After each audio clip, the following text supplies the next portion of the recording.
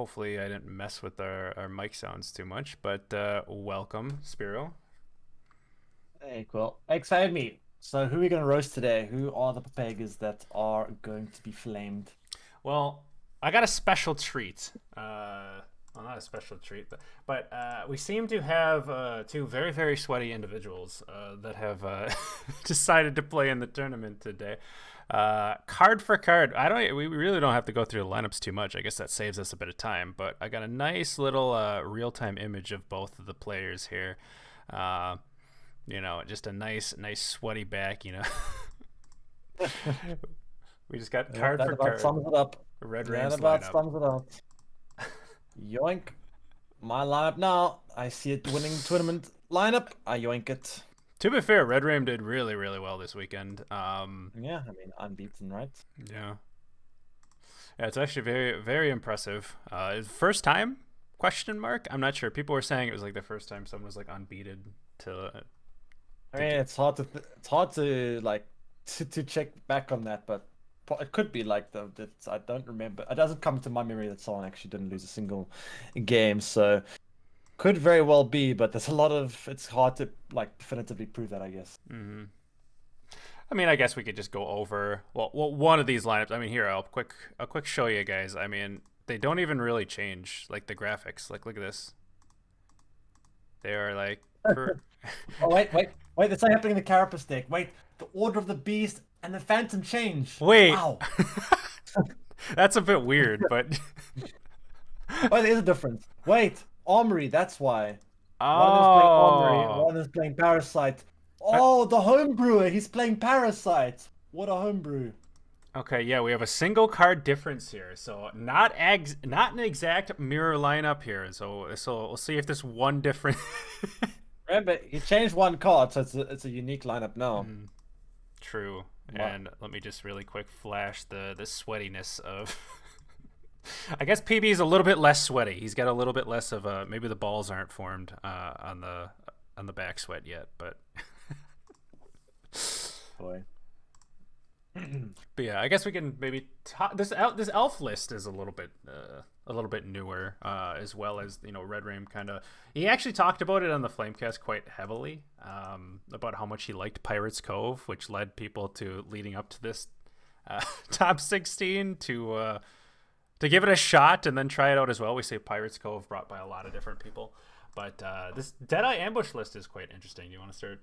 Talking. Yeah, I mean, the interesting thing is Pirates Cove and Deadeye Ambush were, I think, the two most almost banned 30 lists months in of the doing your qualifier this mom. weekend. And yeah, the Pirates Cove list, when I first looked at it, I kind of just looked at it and was like wondering, where is this deck's points? But it actually has a couple of points. I actually got to 2,500 with it today myself, so I don't know. It seems kind of decent. In the Squirtle deck, I didn't see too much of the Squirtle deck in the qualifier. It got banned like almost every time, and when it did get played, it did actually win, so seems like these decks actually have something going on there.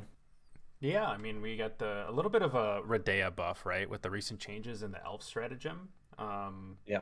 Neophytes, and a buff to the Neophyte itself, right? So it's a bit of a change there, and maybe more of a reason to try it out again. But it's also I mean, you can still do that where you you go Redea and then you're able to proc your scenario, so you can get through some pesky heat waves as well to keep your scenario going. So I mean. Yeah, definitely a deck to look out for. That being said, though, this is all just yoinking turn decks, so I'm disappointed. Bunch of resident sleeper friends just net decking wherever they can. And Reddit told me that net decking is bad, so therefore I have lost all respect for these players already. Yeah, I mean, Reddit said a lot of things are bad. Probably this Flamecast in their eyes is just a terrible, terrible idea. So. Probably should just be banned off Twitch, right? I'm just happy I get to unleash the C word on everyone today, so that's gonna be fun. Yeah, you've been having to pocket that one a little bit there. Pocket the clown. Yep. Oh boy, he said it. I've been using it in full force. All right. Quill said it first. Just let it be known that Quill said it first.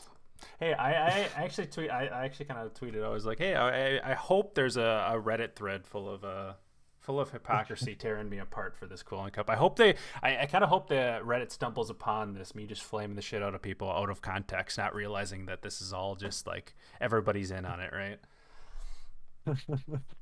Yep, well, wouldn't be the first. All right, so we have ourselves mirror after mirror. Oh boy, who is going to be the better mirror friend? Let's see. Yeah, who's going to be the bigger clown? And will the parasite prevail over the armory, which is a card I got to reveal? Probably one of the worst cards of all time anyone has ever revealed ever. I mean, he's got a buff now, so there's that. Yeah. There's that at least.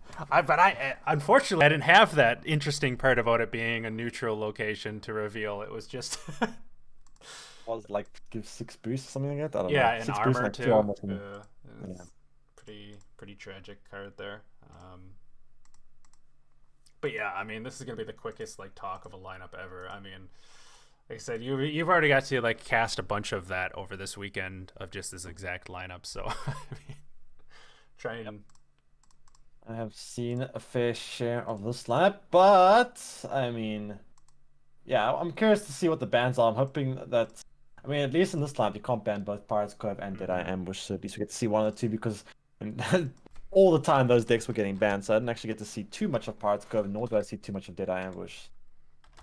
Yeah, just letting the players know the bans are going to be ready, so hopefully they'll be able to get into that quickly. What is the one that you've kind of seen more? Have you seen any I saw other? more Pirates Cove. I hardly saw Deadeye Ambush. It just kept getting banned, just eating every ban it could. It was kind of interesting. Usually Kelly's the one that eats bans, but if it wasn't for Deadeye Ambush, then Pirates Cove was eating all the bans. But most time Deadeye Ambush. I think I saw Deadeye Ambush played like once this weekend, and I saw Pirates Cove only played once or twice as well because also ate a lot of bans, which is quite interesting to see. Do you have like a thought on like why Deadeye Ambush was the one getting like the main ban there over Pirates Cove?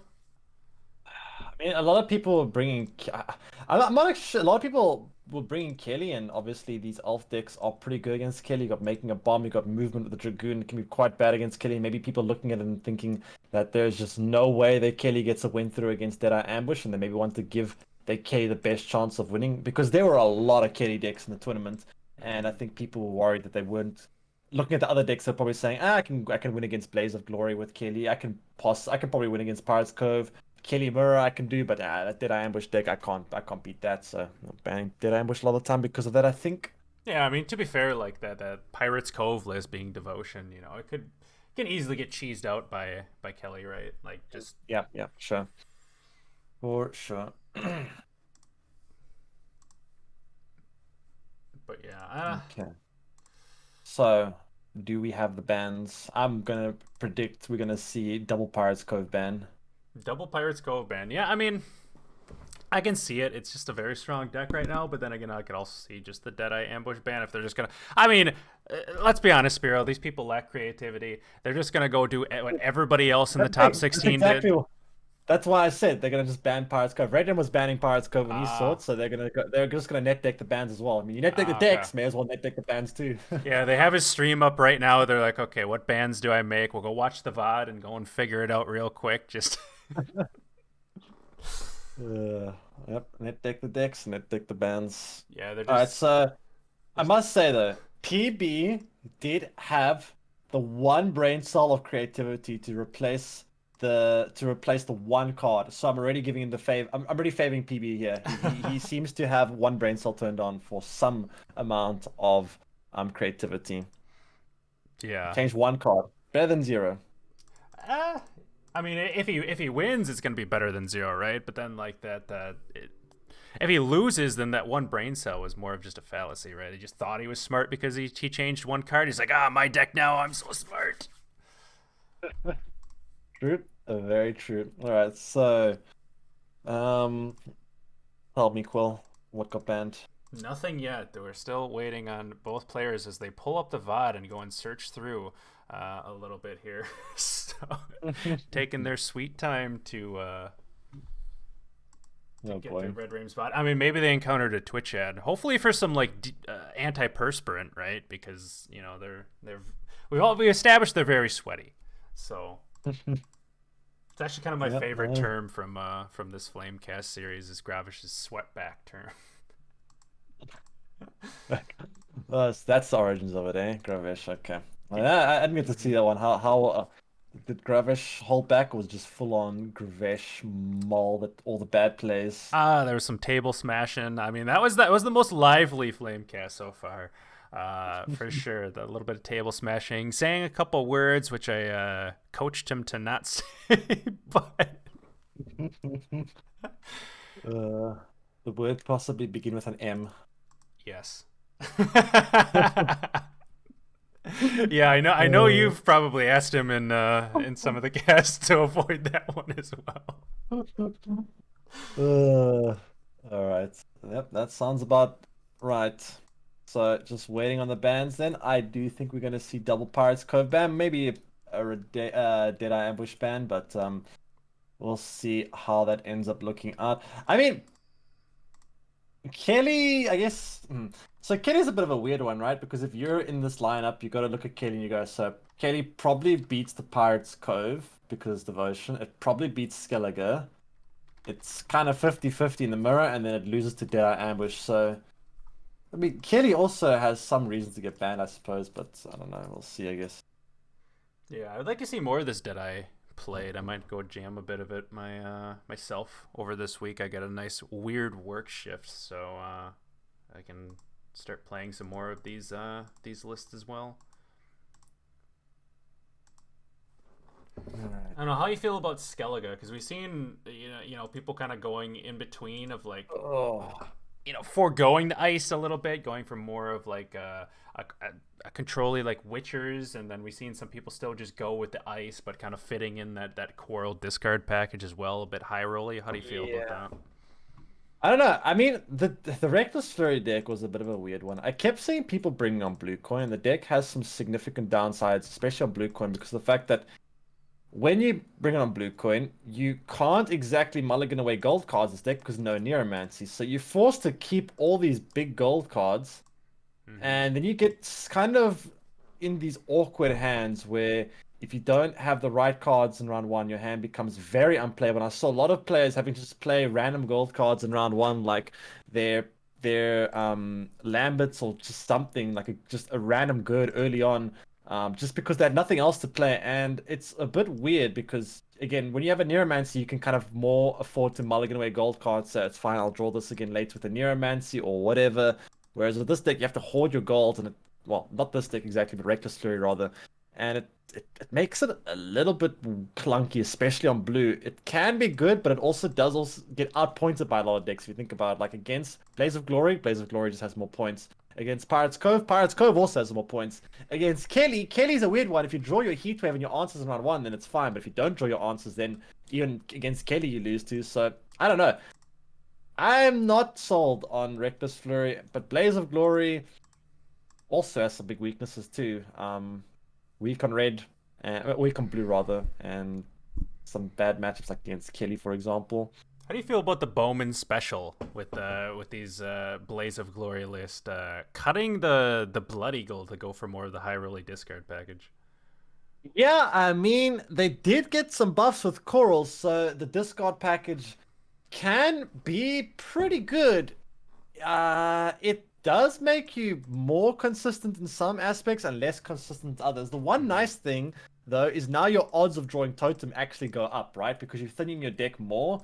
So you actually have an increased chance, generally speaking, of drawing the totem and Kadusha's cards you can't actually chew to with Bloody or anyway.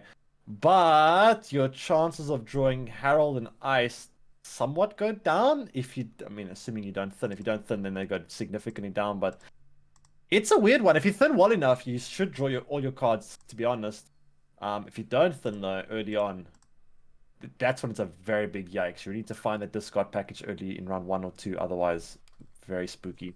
And it's kind of funny because on the last days of like last season, I was watching Bowman play his Skellige pile, where obviously Coral hadn't gotten the buff then, but he was jamming like the Burna discard package with no Blood Eagle, and we were just sitting there calling him a clown. Really, he was just ahead of his time.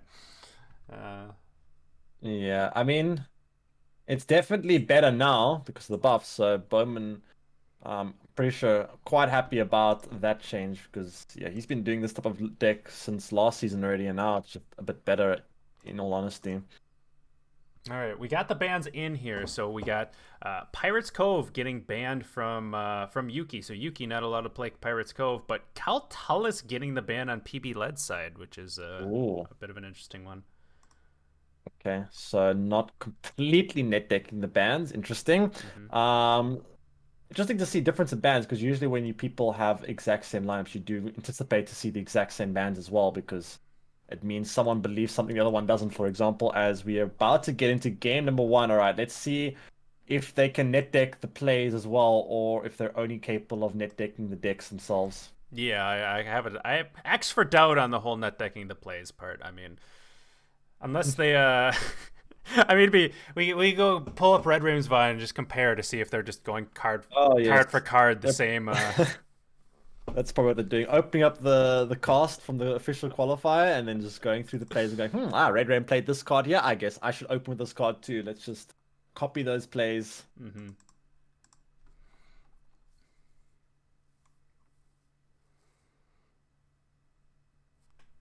Yeah, I don't know. It was a little bit busy for a lot of like the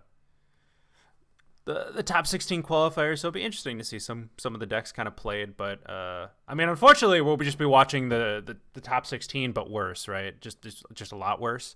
Is kind of like what we're doing here. Yeah. Basically, just a budget top six, very budget top 16. We'll see how that ends up playing out. Yeah, I mean, this would even be kind of like a budget top 64 too. Like, let's be honest here. Yeah, maybe even a budget top 100. We'll see. All right, both players. Wait, what were the coins again? So coins. Yeah, you remember cool. They're just opening up the VOD, checking what Radium Mhm. queued on with, going, yep, okay, so Radium queued with this on this coin. All right, I'm gonna do it too. Yeah, we got PB starting on that red coin right away with Yuki being on blue. It'll be interesting. We'll get to see both players playing the Deadeye Ambush. We'll get to at least see one Pirates Cove. So Yep, I mean, nice to see those decks actually seeing this play. I didn't get to see much of Deadeye Ambush this weekend, so I'm curious to see how these players played. Although after seeing these players played, I might wish I never saw it. So I'm kind of worried they destroy it. So let's hope they don't disappoint me too much. it'll be nice. Yeah, They'll save me some experimenting tomorrow, right?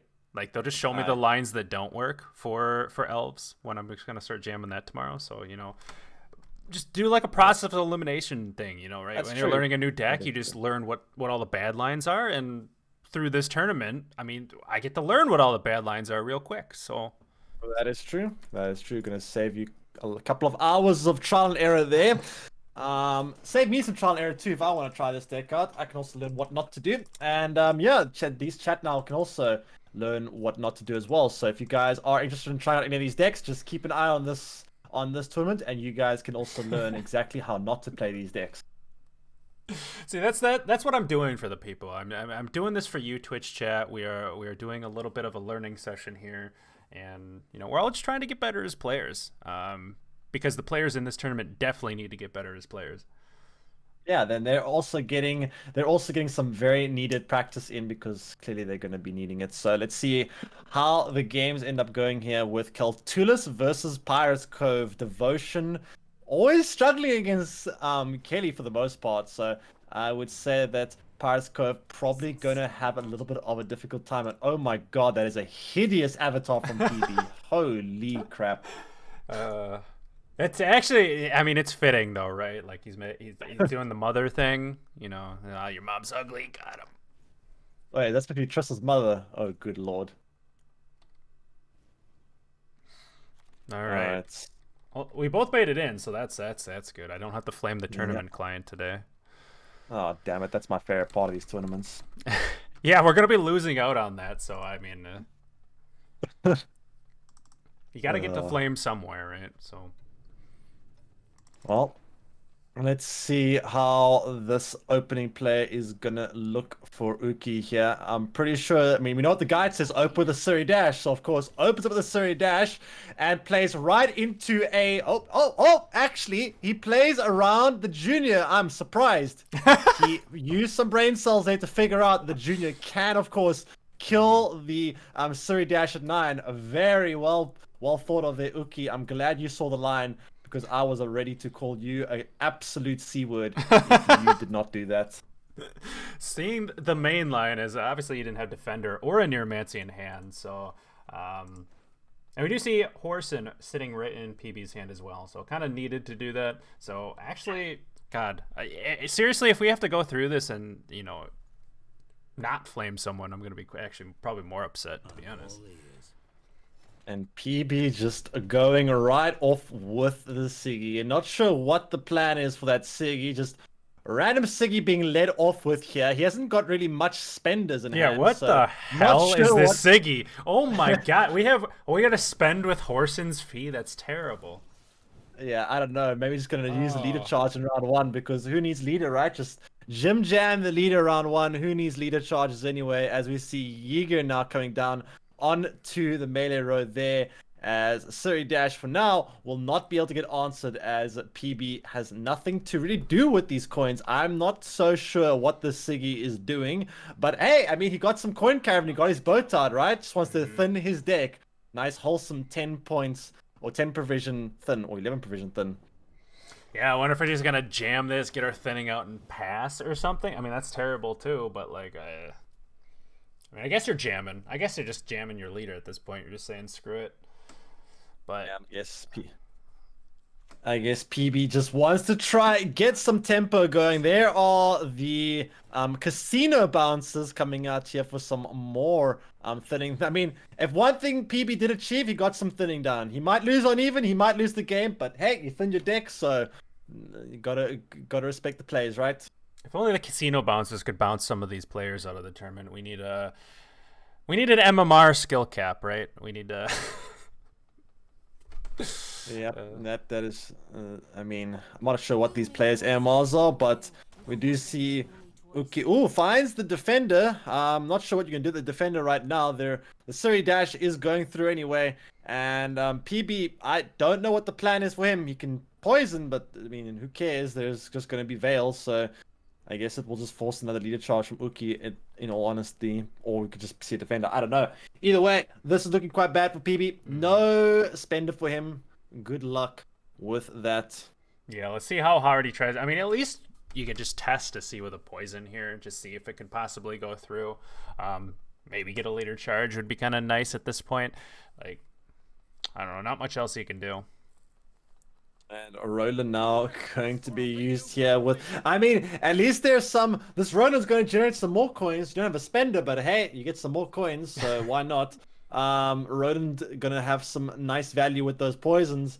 PB forcing himself to use a leader charge now. Otherwise, I don't know what he's doing with these coins. And A-Rush going to be used from Uki onto that Wild Hunt Hound. Yeah, Uki just going to be kind of chilling here with these leader charges in this defender, and PB is just going to commit everything to possibly still just lose the round. I mean, we had the Hound as an engine, but we also got Beast to come down pretty shortly as well, too. That's going to be kind of problematic. You know, don't just love when players just spend a bunch of things round 1 and then lose round 1 anyway, because that seems like it might actually happen here. We do see the poison come out, and this... now, Uki going to have to this leader charge or maybe throw down the defender to protect that Beast. The problem is there's still a couple of poisons left in PB's hand. If he plays a defender, PB can just poison switch down to the Yeager, and so I don't really know if there's going to be much to achieve here trying to deny this poison. We'll see what Uki decides to do, as these poisons are going to be a little bit annoying. Takes the pass. So this card advantage thing that Surrey Dash just did doesn't exist anymore. Yeah, what the hell was his pass?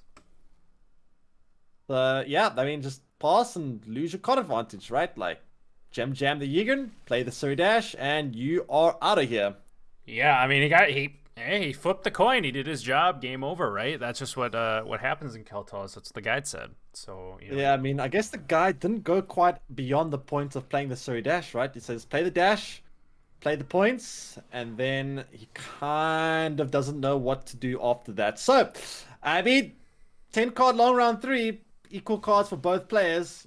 Yeah, Surrey Dash doing amazingly well in round 1. I could have seen like merit to literally any other play you could have possibly made there, more so than this pass.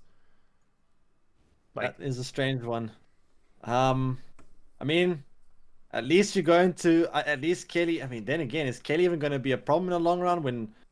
Oh, at least a squirrel. I guess he's got a squirrel here, so you can banish the boat. So at least there's that. Unless what if PB gets boat out here? Never mind. Just okay. Never mind. You can't do these 2 cards down. Never mind. Can't actually get it out. Never mind. All right, squirrel banishing the boat, and 10 card long round 3.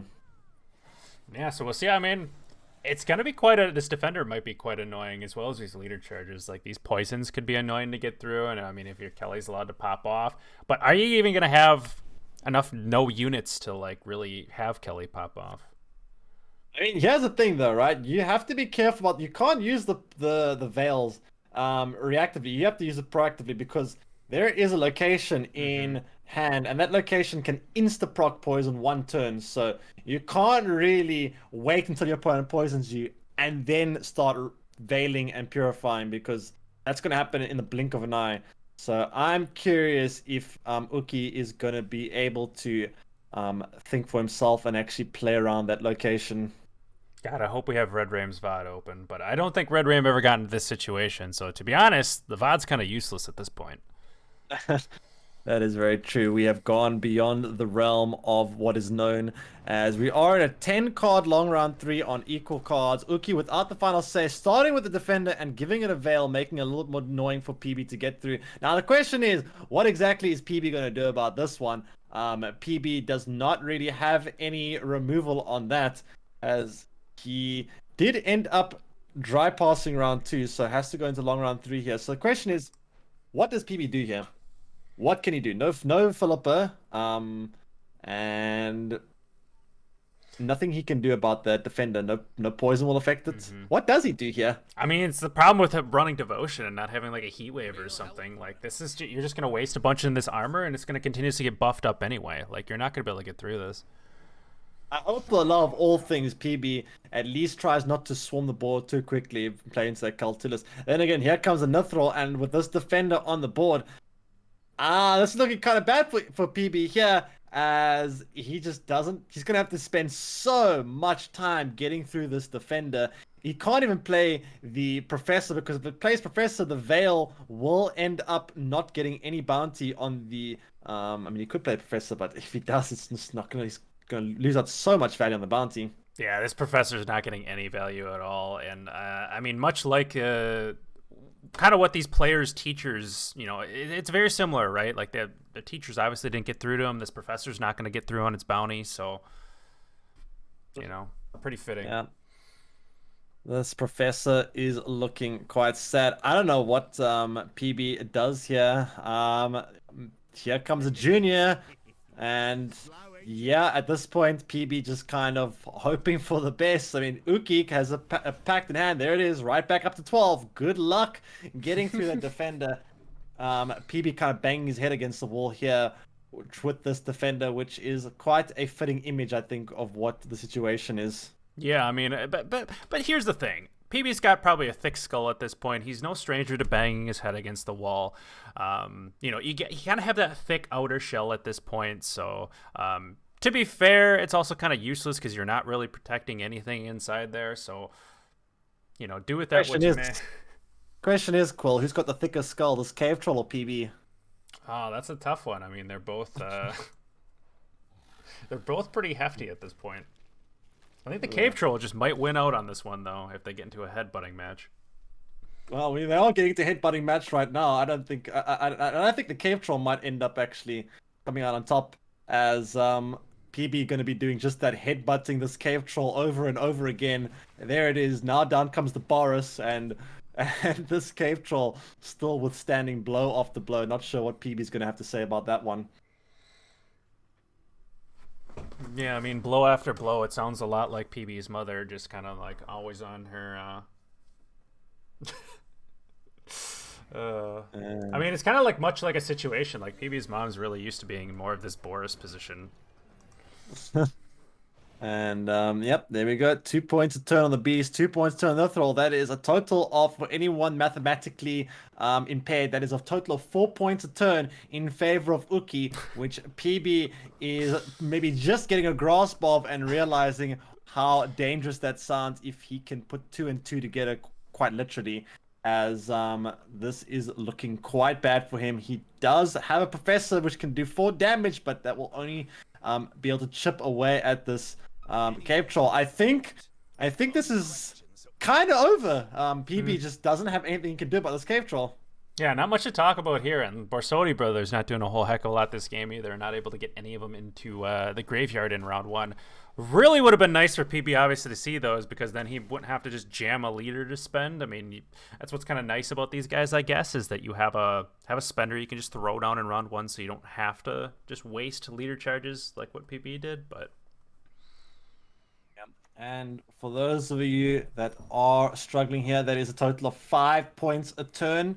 If you go 2 plus 2 plus 1, I can confirm it equals 5. So Ukiii is going to be just out engineering PB at this point, as PB just can't get through this defender at all. PB does find the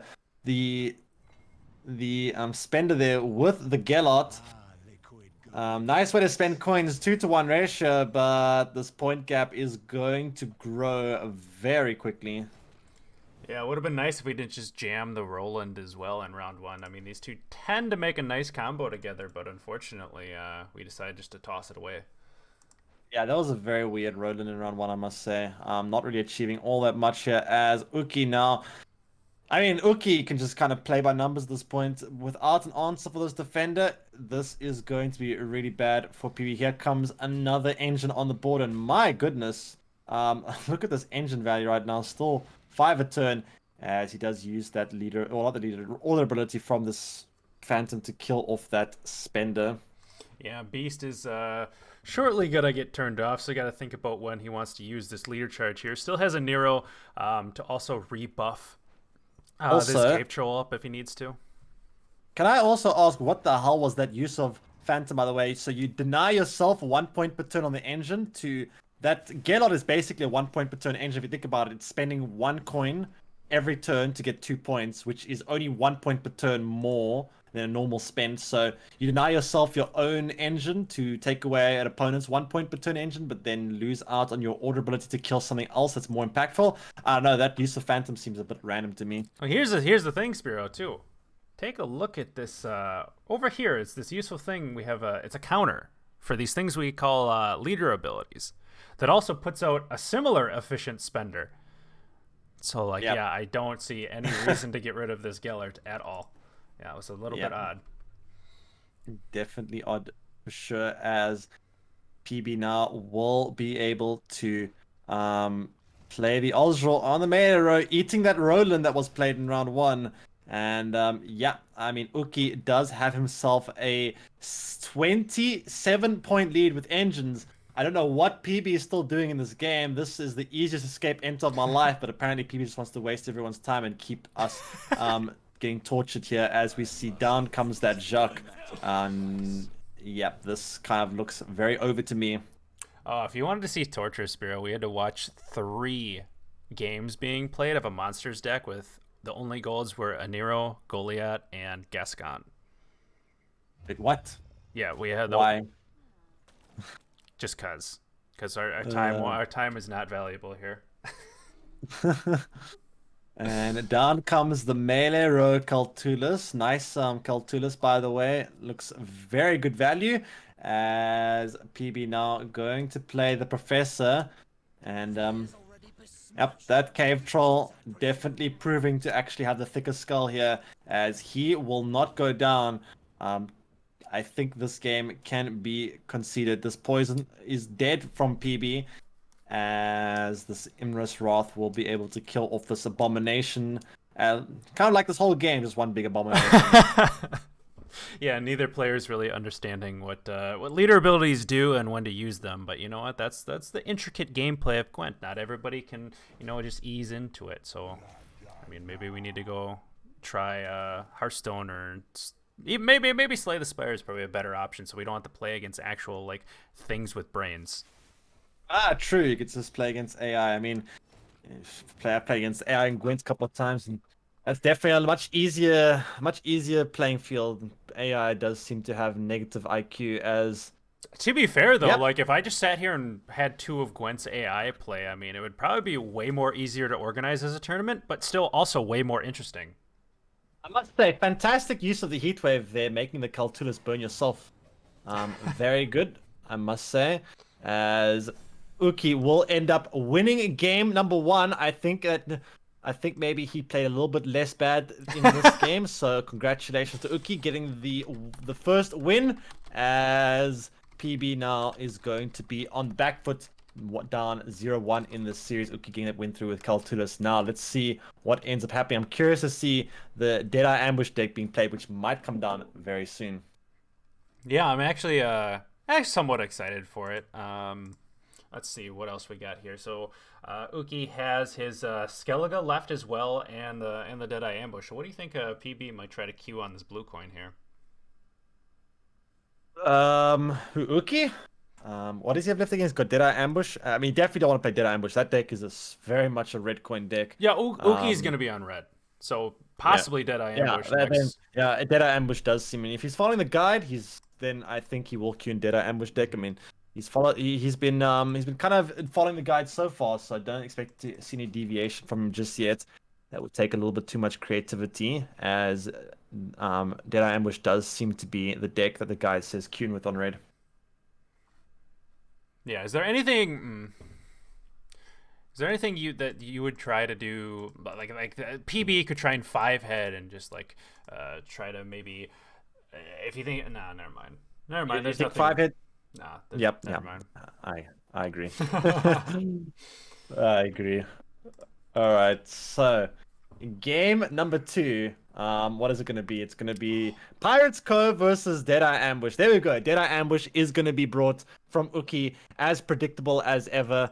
And PB going to try once again with this Pirates Cove list. So these two decks, I'm interested to see how they go up against each other. Remember, PB has no Heat Wave, whereas Uki does play Feign Death, so it could be a little bit scary. That's one thing that this deck does not have, is that Heat Wave, as it is a Devotion deck. So let's see if PB can figure out what he can do against that Feign Death. It if he's going appears to try Bleed around or not. It appears it's time for us to stop flaming the players and start flaming the tournament client again, because I got the forever loading bug. Boy, wait, let me try screen share. Yeah. Spyro, you get to experience what is called riding the tractor.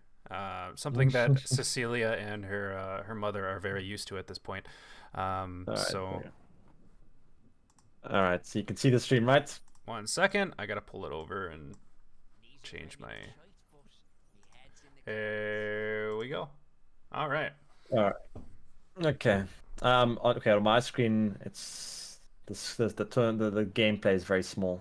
Oh yeah. I gotta exit out here. Okay. There we go. Yeah, I always forget the mini one. All right. Right. Although now there's 2 Gwent screens. Wait, where? There's like my face become okay. Never mind. I'm split late. Never mind. Okay. So it seems like down comes the casino bounce, as well as I believe what is player calling the poopy raiders or something like that. As Uki following the guide once again, playing the bad cards, and then gonna probably pass on 7, as the guide says.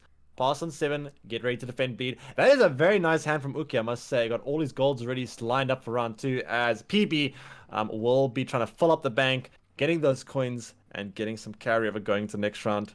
That's one thing that I'm like. I feel like Scoia'tael for a bit, like the past couple seasons, has kind of been like this red coin. Let's just pass on 7 in a lot of cases. It's been kind of.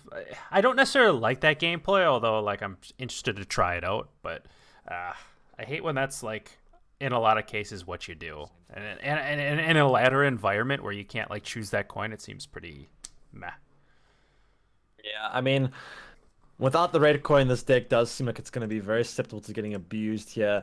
So yeah, I mean, we're going to see a pass here, I think, from Uki soon. He might be able to get away with playing 1 more bronze and just drawing out the round a little bit longer, as we do see down comes the Catwitcher student that will end up putting 4 bleed and just kind of annoyingly force PB to play 1 more card. Question is, what does I guess PB could just play the Ewald, get that 1 brother in the graveyard, and that's exactly what he seems to go for.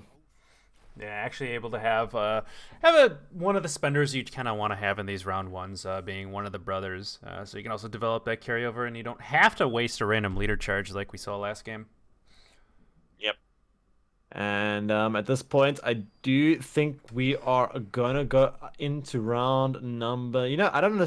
PB should have used leader charge, or not a leader charge. Should have used a ill spend there because it doesn't actually make you lose any carryover, and it does kind of force your opponent to have a little bit of a better card potentially. No reason not to, but it doesn't really matter as we are gonna go into round 3, and PB probably wanting to bleed out that Feign Death, I would imagine. There's the, or at least the Redea. If you can get the Redea out, it makes the Feign Death a little bit more. Oh, there's quite one hell of a hand Oh for my god. for Ukiii. Jeepers. What does he even have left in deck? I don't think much. That is one hell of a. That my hand might be too good. I mean, if PB ever went to like a very bronze heavy hand, can you imagine if PB's hand here was a bunch of bronze and he just was like, "Yep, I'm gonna play bronzes and then bleed out all the stuff for free."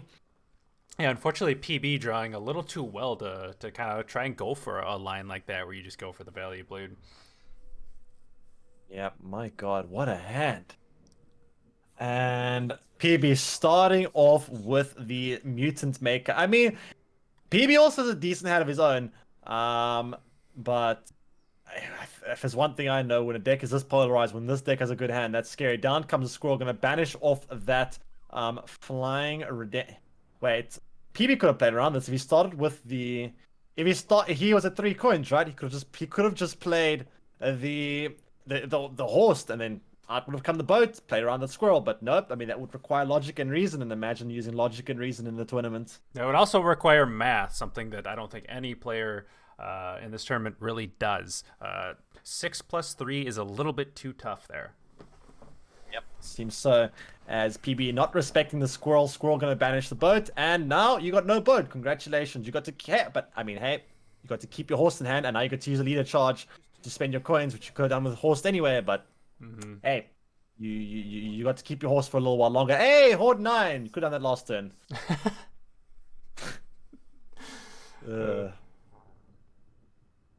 But yeah, looks like we are going in for this push here. So Yuki's hand going to be able to contend pretty well into this push. So let's see who commits more here. I have to feel that it... Nah. He is creating some good separation here, though. Did spend a leader charge already to create that separation, but... Yeah, I mean, Ukiii doesn't actually... So the thing about this Redea is it's a lot more threatening, or it's a lot more important when your opponent plays Heatwave, but without the Heatwave, Ukiii just says, I can play the Redea now, even though it doesn't get me ahead, because, hey, if you pass on this, I don't care, because I'm still going to have my Feign Death that you can't answer in round 3, and if you play into this, looks like PB going to take a pass, and, I mean, well done. You just, all you end up doing was getting out the Redea, and Ukii's going to be able to keep all this juice to round 3, so... I mean, not the worst trade in the world, but you also lost your boat for absolutely no reason at all. And now you're going to long round 3 against this deck, as we now see Lock coming out for Ukiii here. Yeah, I could see him being a little bit more happy, obviously, if it was running the Heatwave. But yeah, I don't know about this. Like, I have to feel the Feign Death, like, you know, is going to do pretty well. I mean, there's a full leader charges as Aileron. You've already spent a leader charge too, so keep that in mind. It wasn't just like horse for Redea, right? Like, it was horse leader charge for Redea. That's true. That's true. And he lost Squirrel for absolutely no reason. So it's actually like it kind of evens out in terms of like what was spent there. Ooh, and this spores, is it going to be something? I mean, there can be good spores value depending.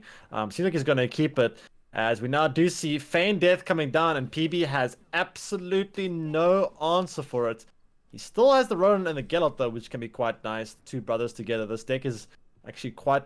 This deck actually has 2 sets of brothers. Interestingly enough. Yeah, it's. I don't know. I was gonna make some kind of like inbreeding joke, but I mean, it didn't come together. Kind of much like this gameplay, and these decisions don't really come together. And it seems like PB also trying to take some moments to flame his opponent, as he will end up playing the Professor right away to deal with that Vernocial Commando. And Maxi coming down round 3 for God knows what reason. But that's going to just play as a 6-point play for now, as PB probably going to want to try get down the... it looks like he's going to go for the Jacques, actually, get the Jacques down early. Yeah, Yuki still had an Aileron in deck, right? That's probably why he didn't want to mulligan this Spores or Maxi. All right. So here's the thing, right? So what Red Ram did in the tournament is he boosted up the Jacques to like 20 plus points with the Gellert because his opponent didn't play Morkvarg. There was no Tor Punish. Now, if PB is following the guide very carefully and watching Red Ram's games, he may do the same thing and play into a massive 20-point heat wave. Question is he going to realize that there are Tor Punishers in Ukii's list? Oh, and using this to take the veil off, realizing that hey, you're gonna do the 1-turn poison anyway. I don't mind this, I guess, because then you make like, I mean, it doesn't really do anything though either. So I don't know. Yeah, I mean, Boris though getting some good value. That is going to be an 11-point Boris, and man, Boris actually he got a big buff in the last patch, didn't he? He got a Oh yeah, 2-point buff. 2-point buff. Mm-hmm. Yeah, very big buff. So this would have been what, a 10-point play before. Now, I mean, a 9-point play before. Now it's the 11-point play, getting 7. It's actually more than just that, because these coins actually in this deck are worth more than 1 point most of the time. They're worth like 1.5 points when you have Horde on the Sea Jackal as well as the Gellert. These coins get converted very efficiently. Yeah, I really, God, I like Boris a lot right now because like, it's just Syndicate having a lot of these like nice mid-rangey cards that aren't like you can almost consider Saul like with his condition almost like this mid-rangey just value card, right? But he's an engine. But Boris is just like this nice, kind of this strong play that just, I don't know. I just like Boris a lot. Yeah, he's an interesting one for sure. Also can help you capitalize on that bounty, and now we see leader charges coming out with that melee row Verno, as he does luckily get the death blow onto that. Wow. Killing off the spender. That's quite annoying for PB. He loses out on one of his better spenders there, and that could force him to spend coins into a heat wave and a spores. Yeah, this Roland is only gonna have so many units it can really poison too. So yeah, I mean, this one is looking quite awkward. I mean, PB took the pass. He said he could win the long round, so I don't know. Maybe looking back, he's going to regret some decisions here, because this long round not looking so great. I mean, Raydram said the deck does want a long round and it has so many points. So, hey, just take a long round, right? What can go wrong? Yeah, I mean, but yeah, there's still scenario. I mean, Elves still have decent amount of points in a long round too. I mean, you're not really denying any of their swarm. There's not a whole lot of big, tall units to poison either. Yeah, so... biggest get is pretty much an 8. And no more Professor to get a bounty, so we're gonna see down will come maybe a Singram here, or maybe even Yavin. There's the poison coming out, and I guess it's gonna finish the poison off with location. Here comes the Singram. That is gonna put Ukiii up now by 27 points. Man, that is a big point gap here. However, PB does have some big finishes of his own. I just don't know if it's going to be enough. And with Adrenaline being utilized here, the Gellert will not be able to spend all of its coins in one turn, because PB has been, I guess, failing the Adrenaline skill cap, it seems, coming down a little bit late. Yeah, you want to read the card for me? Because I haven't seen these guys really played too much before So this. basically, Roland, every time any card is poisoned, you get 2 coins. Gellert, before Adrenaline, I think it's 5 or 6. I can't remember if it's 5 or 6, but basically he can spend with a fee of 1 to get 2 coins and poison allied units. Now, if you play him before Adrenaline 6, or is it Adrenaline 5? It's one of the two. You are able to just spend as many times as you want in one turn. But at Adrenaline 5, I think it's 5 or 6, you can only do it once a turn because it's a cooldown. So you generally want to play a little bit earlier. Yeah. Okay, and I appreciate the explanation, because PB is going to have to need to watch the VOD back and learn this card for himself. Yep, that is going to be very true. Also, you want to play you want to play the Roland before you play the poisons. By the way, you get extra coins if you do that. So do keep that in mind. You want to go Roland, then poison the Maxi. Or you can just pass. Sure, that works too. Just take the long round against elves. What could go wrong? So we waited quite a while too to also like wait for this roll in to the point where Oak had enough units on the board to be able to like just kill it through swarm as well too. So yeah. I mean, hey, Red Grim said Pirates Cove long round equals win, so just take the long round against elves. I see nothing wrong with that. Yep. So that means that Ukiii now is going to be, wait, what's the score now? 2-0 for Ukiii? 2-0, yeah.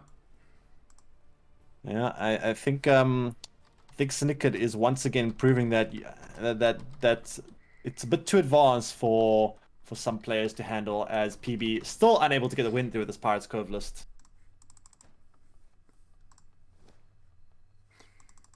Yeah, I mean, I think Life Coach has been doing a pretty good job at showing that Syndicate's hard to play as of late. So PB also, I guess, helping out with that effort.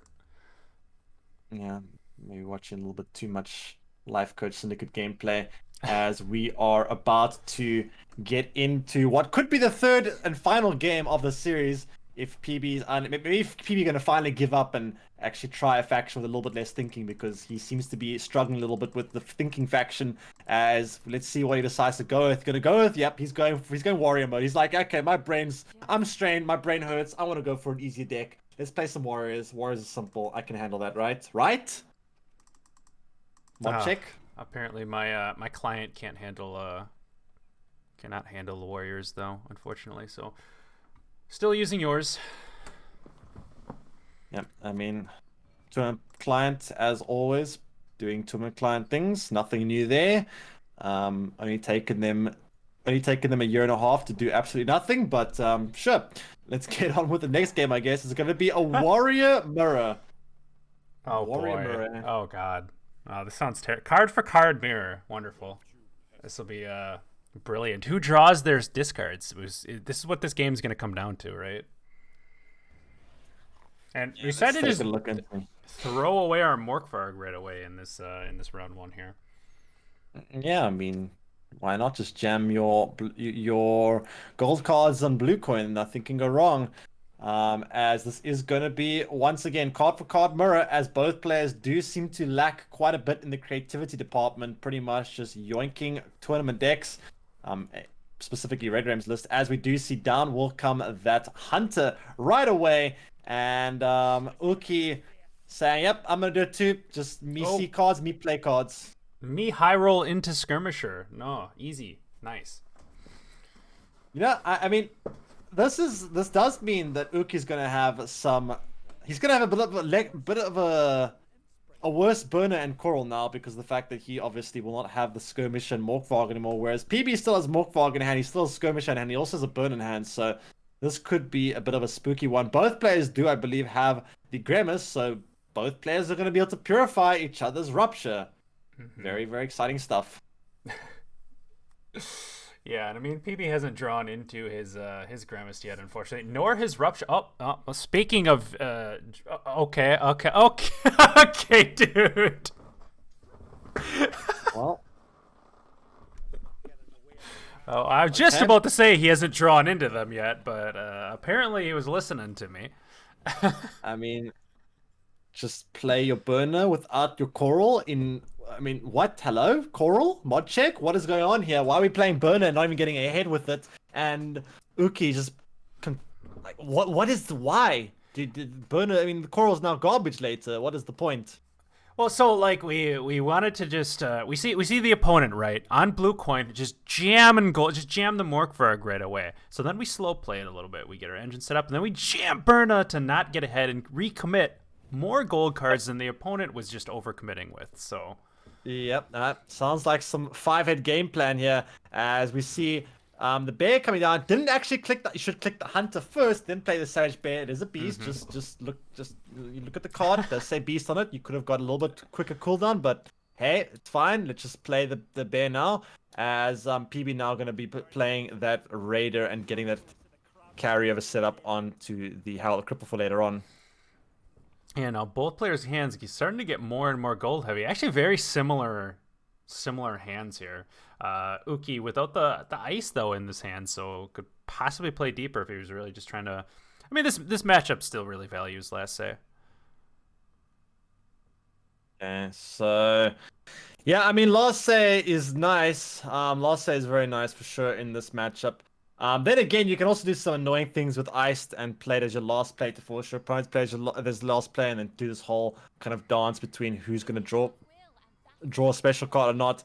And now with a 8-point lead, can PB get ahead here? This good is insane. This good is actually insane. I think it gets him ahead.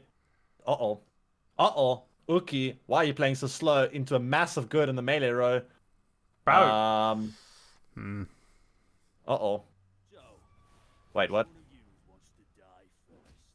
Ranged? Why? Am I missing something here? Okay.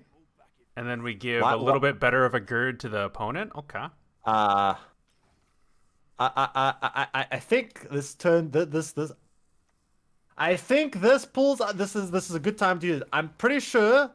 And then he plays totem, doesn't get ahead. Yep, just pass. Hello. Okay. What are these clown plays? Or Hello? yeah, just a pass here. Or you could have just fucking just jammed this Kadook. Say you don't have a Morkvarg, and I get final say now. Wait. I mean, he kills engine, but it doesn't. It's such slower tempo, and it plays more into the good as well.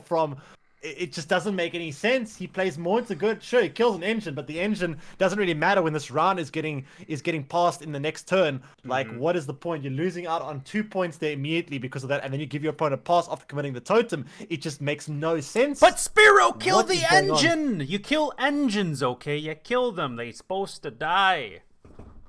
The math checks out. Me see a card that has a clicking it function, must kill it.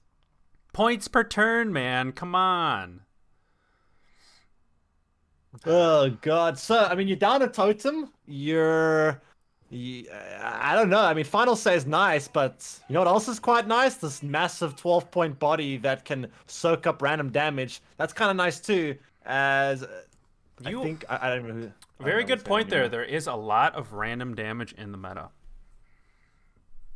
Yeah, I don't know. Without the totem, I don't know how much weight I want to give this final say. I can't remember who actually played the burner in round 1. Someone played burner randomly, and PB played burner randomly. Okay, so question. Oh, one mulligan left. You got to. Wait. Boy. Oh. Punished. Ouch. That is not the best top deck in the world. Ow. 6-point Utah. Not so good. Not so good. So what do we have even for discard in there for we have a Bear Witcher in there, right? For Ukiii?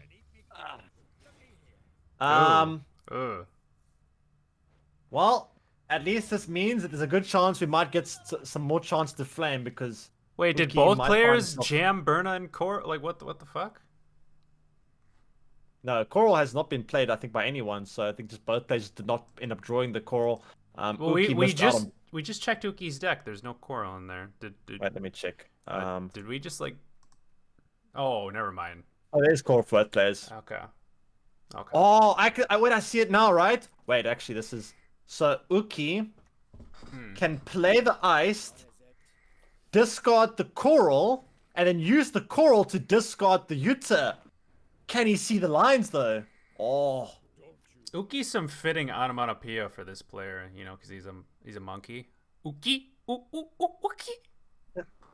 Wait, why are you playing this skull here? What are you going to discard? You not just hear what I just said? Monkey? Ukiii. Ah, I see. I was too busy trying to 5-hit for the opponent's behalf because I feel like he might be needing to. He needs to watch the VOD and try to get some help. He looks like he needs help here. True. Send an ambulance because I mean, we had to send an ambulance during Gravish's game. We thought some player was having a stroke, so might have a similar situation here.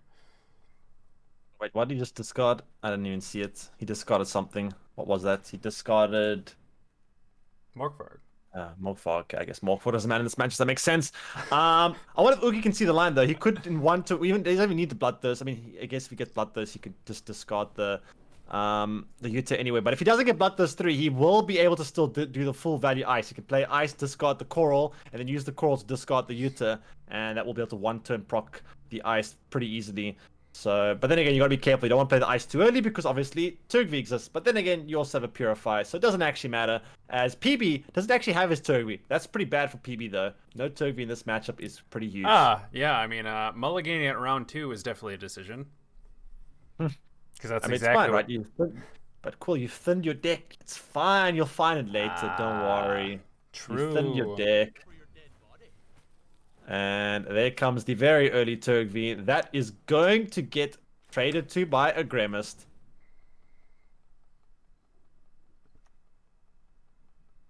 And there it is. Gremist coming down now.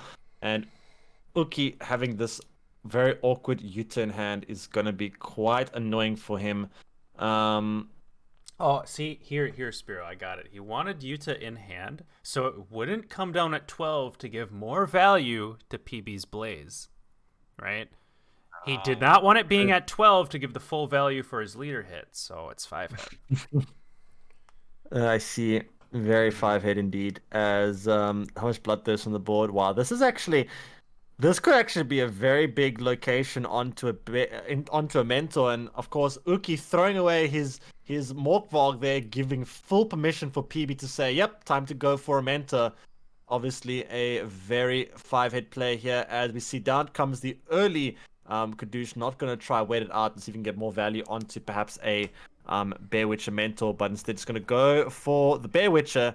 And that is going to, of course, be able to start chipping away at the Hunter for now. I mean, if both players just tossed away their does PB have a Morkvarg in his deck? PB does have Morkvarg in his deck, yes.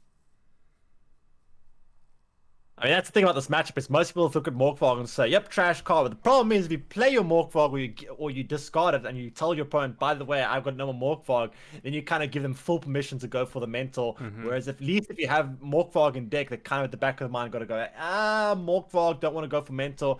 And why is he going for Bear Witcher? It's like, isn't mentor worth like so much more if he waits a turn or two? He saw the Morkvarg getting discarded. Hello? I mean, to be fair, I guess, you know, if you think a Yuta's coming down at you anyway, is the mentor getting over? You know, he just gets slapped off anyway.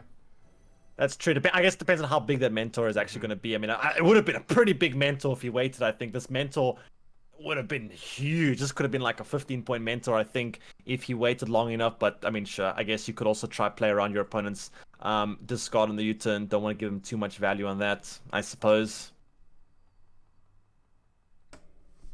Yeah, and we're just still chilling with this Grimace here, waiting for the Turgvi, but fortunately for Uki, PB decides to mulligan away his good cards when he's gonna dry pass it around 3.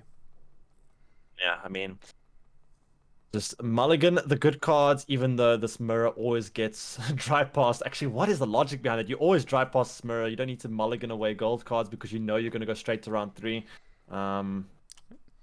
Yeah, but he got a Scald to thin his deck more. I mean, look, he's drawn. There's definitely not gold sitting in his deck right now. He was able to play his Scalds and thin.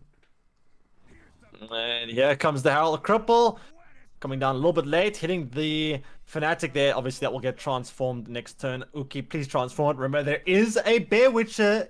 It is a card. Don't be greedy. Transform the Fnatics. Right, He hasn't just smashed the click button. When players see things that they need to click, and when they think of that click decision, it gets clicked right away. Him waiting on this is like waiting. It's like when Cam starts thinking about his plays, right? You just get scared and worried. I mean, this is one time you should click it because Bear Witcher.